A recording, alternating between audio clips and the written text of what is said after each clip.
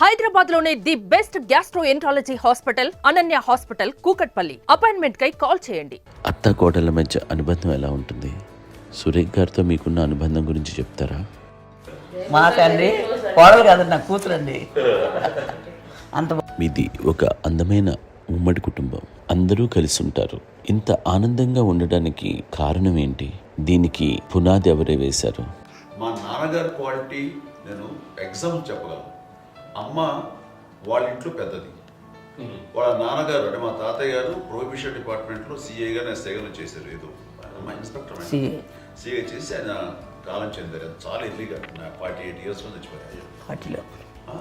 40 దాదాపు 40 సరిపోతే ఆయనకి అప్పటికి అమ్మ కాకుండా 4 బిడ్డలు.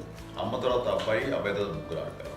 వాళ్ళు ఏంటంటే రాకరావడి నాగబాబు కంటే కూడా చిన్నవాడు. అది ఆ వయసు అంత చిన్నవాడు. అమ్మ మా పిన్నమ్మలు నాకంటే చిన్నవాడు. అలాంటి పిన్నమ్మల్ని ఆయన వీళ్ళ నాగ చనిపోయిన తర్వాత తన ఫ్యామిలీ అంతగా నాన్న పెంచారు.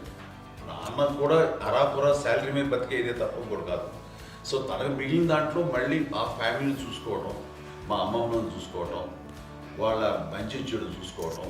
వాళ్ళకు ఇల్లు మాత్రం ఉంది మొగల్తూరులో. ఆ ఇంట్లో వాళ్ళు అద్దెకు వస్తే ఆ కొంచెం డబ్బు నానిచ్చే డబ్బు, అక్కడ పొలం కొనిచ్చారు. ఆ పొలం మీద ఇచ్చే డబ్బుతోటి అంతా బాగా చూసుకోవాలి తన ఫ్యామిలీ లాగా. కాబట్టి నాన్న ఫస్ట్ సూత్రధారి. అమ్మ కూడా ఫ్యామిలీ బాండింగ్ టుగెదర్నెస్ అనేది స్ట్రాంగ్గా ఉండటానికి నాన్న ఏర్పాటు చేసినటువంటి బీజం. అది అమ్మ కంటిన్యూ చేస్తుంది. మేము ఇవన్నీ చూసి మేము నేర్చుకుని మేము టుగెదర్ అంటున్నాను.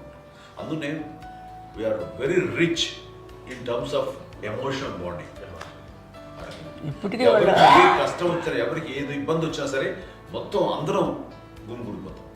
ఏ లెవెల్గా వెళ్ళిపోయి మోర్ సపోర్ట్ చేస్తాం. అండ్ వీ డోంట్ ఎక్స్పెక్ట్ ఇంకే అంత చేయకూడదు. ఎస్ ఒకళ్ళొకరు భరోసా. అది మా ఫ్యామిలీ మేము వెరీ స్ట్రాంగ్ అని చెప్పాలి. పెద్దవాడిని కాబట్టి అవకాశం నాకు వచ్చింది కాబట్టి అమ్మ ఇది ఎప్పుడు ఎవరు కొన్ని విషయాలు నాగబాబు సపోర్ట్గా ఉంటాడు. నాగబాబు ఉండి వాడు ఉంటాడు భరోసా. అలాగే ఆడపిల్లలు